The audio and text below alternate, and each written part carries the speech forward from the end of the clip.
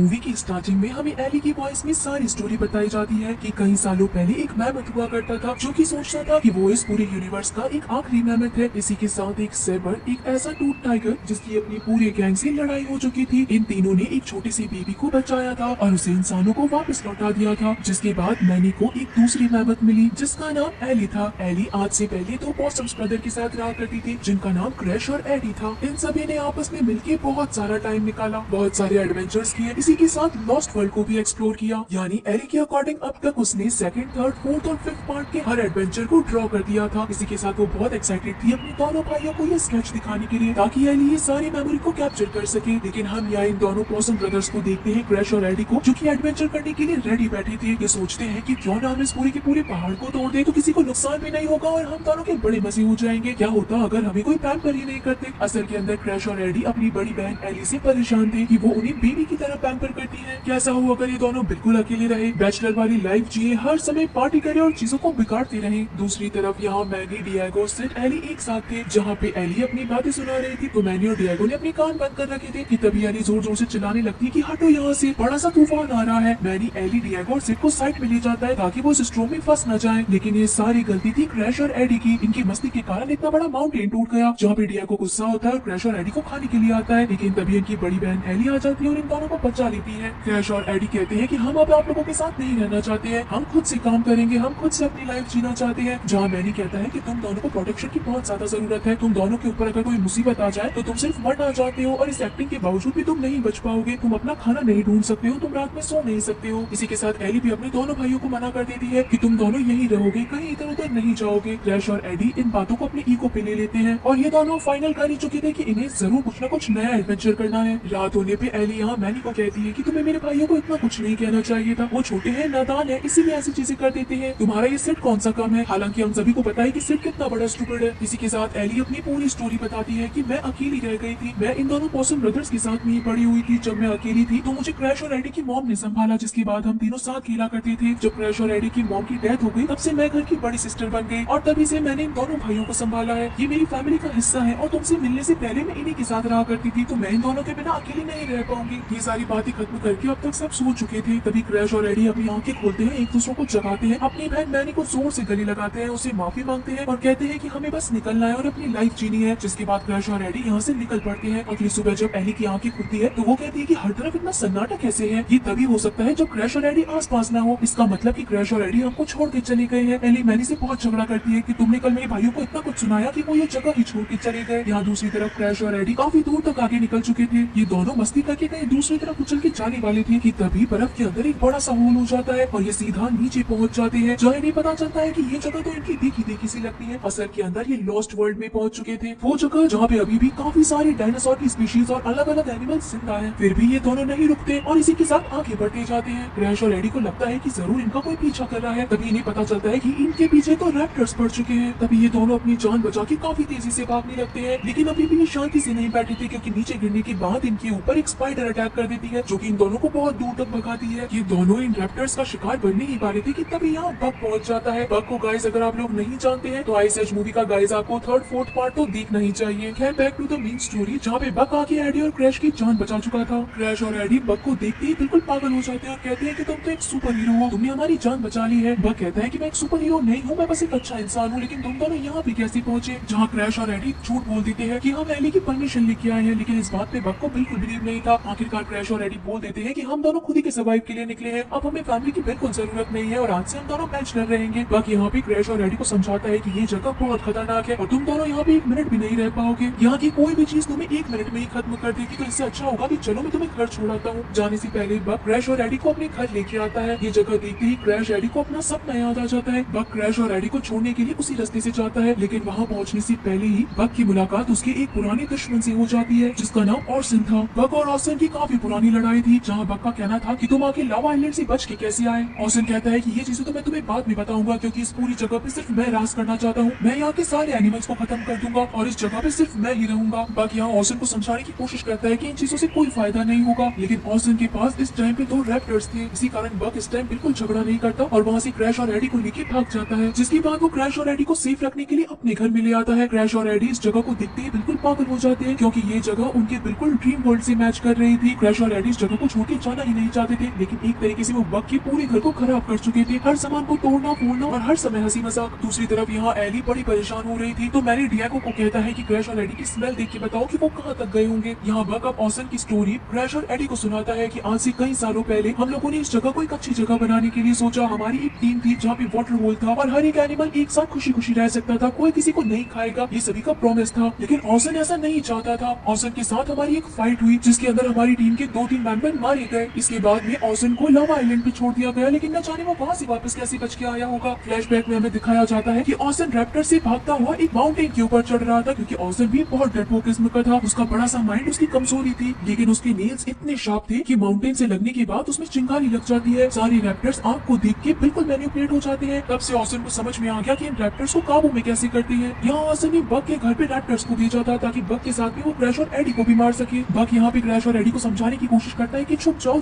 वहाँ रैप्टर्स हैं, लेकिन क्रैश और एडी जो कि बिल्कुल इडियट पॉसम थे वो और ज्यादा शोर कर देते हैं। अब तो रैप्टर्स इन्हें मारने ही वाले थे कि तभी एकदम से यहाँ बहुत भयंकर वाला गैस स्प्रे हो जाता है। ये एक स्कंक का गैस स्प्रे था। इस स्प्रे से तो सारे एनिमल बेहोश हो जाते हैं, लेकिन अभी भी क्रैश और एडी बेहोश नहीं हुए थे, क्योंकि इनके ऊपर स्कंक की स्मेल का कोई असर नहीं होता। बग की जब नींद उड़ती है तो उसे पता चलता है कि यहाँ जी आई है। जी असल के अंदर बग की ग्रुप का एक मेंबर थी, लेकिन अब बग और जी साथ में काम नहीं करते हैं। जी हमेशा प्लान लेके काम किया करती थी, लेकिन बग हमेशा बस बिना प्लान के काम किया करता था। क्रैश और एडी जी को देख के भी बड़े एक्साइटेड हो जाते हैं कि ये कितनी पावरफुल गर्ल है। यहाँ फिर से बग और जी आपस में बात करते हैं तो झगड़ा स्टार्ट कर देते हैं। दूसरी तरफ ऑसन यहाँ बग के घर पे पहुँचता है, लेकिन वहाँ उसे इस टाइम पे कोई नहीं मिलता, क्योंकि यहाँ से बग और बाकी दोनों पॉसम्स भाग चुके थे। ऑसन अपने रैप्टर्स के साथ में वाटर होल पे अटैक कराने वाला था। इसी कारण बग, जी और दोनों क्रैश और एडी पहुंच जाते हैं वाटर होल पे और सभी एनिमल्स को इन्फॉर्म करते हैं कि यहाँ से जल्दी भाग निकलो, नहीं तो ऑसन अपने रैप्टर्स लेके आ रहा है। सभी एनिमल्स भाग ही रहे थे कि इतनी ही देर में ऑसन अपनी पूरी आर्मी के साथ आ जाता है। कैसे तैसे करके इस बार तो बग यहाँ से बच निकलता है, लेकिन इस बार बिना प्लान के बग फंस नहीं वाला था। तब जाके जी कहती है कि अब तुम बताओ कि किसी प्लान की जरूरत है या नहीं है। क्रैश और एडी कहते हैं कि हम लोगों को मिलके एक टीम बनानी चाहिए, जहाँ बग कहता है कि हमें हमारी टीम वापस से बिल्ड कर लेनी चाहिए और हम लोग वाटर होल वापस से पहले जैसा कर देंगे। लेकिन टीम होने के साथ में इन्हें ज्यादा मेंबर्स की भी जरूरत है, क्योंकि रैप्टर से इतना बड़ा वॉर होना कोई आसान बात नहीं है। बग यहाँ पे मैप के अंदर लॉस्ट लगून के बारे में बताता है कि हमें वहाँ तक पहुँचना है। इसी के साथ जी और बग की बनाई हुई एक स्कल बोर्ड के अंदर ये लोग बैठ जाते हैं और काफी दूर तक आगे बढ़ते ही रहते हैं। यहाँ पर भी बग और जी आपस में झगड़ा करने लग जाते हैं कि तुम्हारे कारण हमारी टीम खो गई। बग जी के ऊपर इल्जाम लगाता है और जी बग के ऊपर चिल्लाने लगती है कि गलती तुम्हारी थी। दूसरी तरफ एली को अभी भी क्रैश और एडी नहीं मिले थे, तो वो बहुत परेशान थी। यहाँ क्रैश और एडी देखते हैं कि बग तो बहुत गहरी नींद में सो गया है, तो उन्हें इस बोट को आगे बढ़ाना चाहिए ताकि वो बग की हेल्प कर सके। अगली सुबह जब बग की नींद खुलती है तो ये बोट क्रैश और एडी ही चला रहे थे और इसी के साथ फॉरेस्ट में जाके वो बहुत सारी नई नई चीजें लेके आए। बग को भी यही लगता था कि क्रैश और एडी अकेले सर्वाइव नहीं कर सकते हैं, क्योंकि उन्हें ये तक नहीं पता कि कौन सी चीज में पॉइजन है और कौन सी चीज अच्छी है। वो जितने भी फ्रूट्स लेके आए थे वो काफी ज्यादा पॉइजन वाले थे, लेकिन इसी के साथ कुछ ऐसे लिजार्ड भी थी जो कि अपने मुंह से आग उगलती थी। आखिरकार बग जी के साथ में क्रैश और एडी को लेके लॉस्ट लगून पहुंच जाता है। यहाँ पे वो मिलने के लिए आए थे मामा टी रेक्स से। मामा टी रेक्स को सारी बात बताने के बाद मामा टी रेक्स इनकी हेल्प करने के लिए मना कर देती है, क्योंकि उनके एक टूथ के अंदर पेन था। बग उनकी हेल्प करने की कोशिश करता है, लेकिन टी रेक्स को पेन होने के कारण वो कुछ नहीं करने देती। तभी यहाँ पे जी अपना स्प्रे कर देती है, जिसके बाद बग यहाँ मामा टी रेक्स का एक दांत निकाल देता है ताकि उन्हें रिलीफ मिल सके। देखते ही देखते यहाँ पे ऑसन पहुंच चुका था अपने बहुत सारे रैप्टर्स को लेके। यहाँ बग और जी मामा टी रेक्स को उठाने की कोशिश करते हैं ताकि मामा टी रेक्स उठ के इन सबका सामना कर सके, लेकिन टी रेक्स तो अभी बहुत ज्यादा बेहोशी में थी। वो उठती भी है लेकिन किसी का सामना नहीं कर पाती। इतने सारे रैप्टर्स के बीच में बग अकेला पड़ गया था। इसी कारण वो जी को कहता है कि हमारे पास प्लान है, अभी तुम जाओ क्रैश और एडी को लेके सेफ जगह पे, मैं बाकी की चीजें देख लूंगा। इसी कारण जी अपने साथ में क्रैश और एडी को ले जाती है, जहाँ बग ऑसन के सामने सरेंडर कर देता है और कहता है कि तुम्हें मैं ही चाहिए था ना, तो लो चलो मुझे यहाँ से ले जाओ। ऑसन के पास अब जब बग आ चुका था तो वो उसे एक केज के अंदर डाल देता है और अपने साथ वाटर होल पे ही ले जाने लगता है। यहाँ क्रैश और एडी को बहुत बुरा लगता है कि हम बग की कोई हेल्प नहीं कर पाए। तब यहाँ पे जी कहती है कि जो भी कर सकते हैं हम ही कर सकते हैं। ऐसा तुम्हें किसने कहा कि सिर्फ तुम्हें एक्टिंग करने आती है मरने की? तुम बहुत करेज वाले हो, तुम अंदर से सोच के देखो, तुम सब कुछ कर सकते हो। जिसके बाद क्रैश और एडी भी रेडी हो चुके थे बग की हेल्प करने के लिए, लेकिन इन दोनों की ट्रेनिंग बड़ी ही खराब जा रही थी। जी फिर भी हार नहीं मानती है। यहाँ मैनी, एली, डिएगो और सिड को वही होल मिलता है जिसके अंदर से क्रैश और एडी गए होंगे, तो इन्हें पता चलता है कि क्रैश और एडी लॉस्ट वर्ल्ड में चले गए हैं, तो शायद हमें भी उन्हें वहीं जाके ढूंढना चाहिए। एक तरफ मैनी, एली, सिड और डिएगो पहुंच चुके थे, वहीं दूसरी तरफ जी क्रैश और एडी के साथ तैयार थे बग को वापस छुड़वाने के लिए। ऑसन ने बग को केज के अंदर रख रखा था और इसी के साथ सारे रैप्टर्स के सामने छोड़ने वाला था कि ये सारे रैप्टर्स इस बग को अपना ब्रेकफास्ट बना लेंगे। लेकिन तभी यहाँ पे जी फाइट के अंदर उतर जाती है और देखते ही देखते बहुत सारे रैप्टर्स को गिरा देती है। क्रैश और एडी भी पीछे नहीं रहते और इनके ऊपर बहुत भारी पड़ने लगते हैं। दूर से एली देखती है कि उसके भाई कितना ब्रेवरी के साथ में लड़ रहे हैं इतने बड़े बड़े रैप्टर्स के साथ में। अब तो यहाँ बग भी केज से बाहर आ चुका था था। लेकिन ये रैप्टर्स अभी भी ऑर्सन की ही बात मान रहे थे। क्रैश और एडी सारे रैप्टर्स के बीच में फंस चुके थे। सारे एनिमल्स तो इधर उधर थे, लेकिन रैप्टर्स के बीच में क्रैश और एडी थे। ये इनका आखिरी टाइम था। जब ये ऑलमोस्ट खत्म होने ही वाले थे, तभी इन दोनों को समझ में आता है कि ऑर्सन इन सारे रैप्टर्स को ये फायर के थ्रू काबू में करता है। तभी यहाँ क्रैश और एडी अपनी फॉरेस्ट से लाए हुए लिजार्ड निकालते हैं, जो कि अपने मुंह से आग उगलने लगती है। देखते ही देखते ये सारे रैप्टर्स इस आग को देख के क्रैश और एडी के दीवाने हो जाते हैं। यानी कि क्रैश और एडी अब इनके ओनर बन चुके थे। क्रैश और एडी मरने का एक्टिंग करते हैं। सारे रैप्टर्स भी ऐसा ही करते हैं। यानी कि ऑर्सन की अब कोई बात नहीं मानता। तभी ममा टी-रेक्स पहुंच जाती है, जो कि ऑर्सन को उठा के सीधा बहुत दूर फेंक देती है, जंगल के बीचों बीच। सारे के सारे रैप्टर्स यहाँ क्रैश और एडी की बैठ के बात मानते हैं, मानो कि ये डॉग बन चुके हो। इधर एली को देखते ही क्रैश और एडी भागते हुए आते हैं और सीधा अपनी बहन से गले लग जाते हैं। यहाँ एली भी बहुत खुश थी कि उनके भाई बहुत ब्रेव निकले। यहाँ मैनी भी इन पॉसम ब्रदर्स को कहता है कि तुम दोनों ने तो बहुत अच्छा काम करके दिखाया। डिएगो और सिड भी तारीफ करते हैं। इसी के साथ क्रैश और एडी अपनी बहन एली से कहते हैं कि हमें एक बात करनी है। एक्चुअली हम यहाँ से नहीं जाना चाहते, हम बग के साथ ही रहना चाहते हैं, क्योंकि अब तो हम लोगों की एक नई टीम बिल्ड हो चुकी है और हम सभी को साथ रखेंगे। एली कहती है कि मुझे इस चीज से कोई प्रॉब्लम नहीं है, लेकिन क्या तुम दोनों अपना ख्याल रख सकते हो? जिसके बाद क्रैश और एडी के हाँ कहने के बाद एली कहती है कि तुम यहाँ रह सकते हो। क्रैश और एडी बहुत खुश हो जाते हैं कि वो दोनों बैचलर और बिल्कुल फ्रीडम के साथ रहेंगे। एली कहती है लेकिन प्रॉमिस करके जाओ कि तुम हमेशा मिलने के लिए आते रहोगे। इसी के साथ यहाँ सभी इमोशनल हो जाते हैं, क्योंकि अब तक मैनी, एली, डिएगो, सिड, इसी के साथ क्रैश और एडी सब साथ रहा करते थे, लेकिन अब क्रैश और एडी ने अपना रास्ता अलग बना लिया है। जहाँ हम देखते हैं कि बग की अब वापस से एक नई टीम बिल्ड हो चुकी है, जिसके नए मेंबर क्रैश और एडी और इसी के साथ सी भी है। इसी के साथ ये शानदार मूवी गाइस यहीं पे खत्म हो जाती है। आइस एज के काफी सारे पार्ट्स के अंदर मैनी और एली की बेटी भी थी, लेकिन इस पार्ट के अंदर मैनी और एली की बेटी को नहीं दिखाया गया है। ऐसे ही आइस एज के काफी सारे पार्ट्स आते रहेंगे, जिसमें हर बार कोई ना कोई नया कैरेक्टर ऐड भी होगा। तो गाइस आप सभी लोगों को आइस एज का ये पार्ट कैसा लगा मुझे जरूर बताइएगा। तो चलिए फिर मिलते हैं आप सभी लोगों से अगली मूवी में, तब तक के लिए टाटा।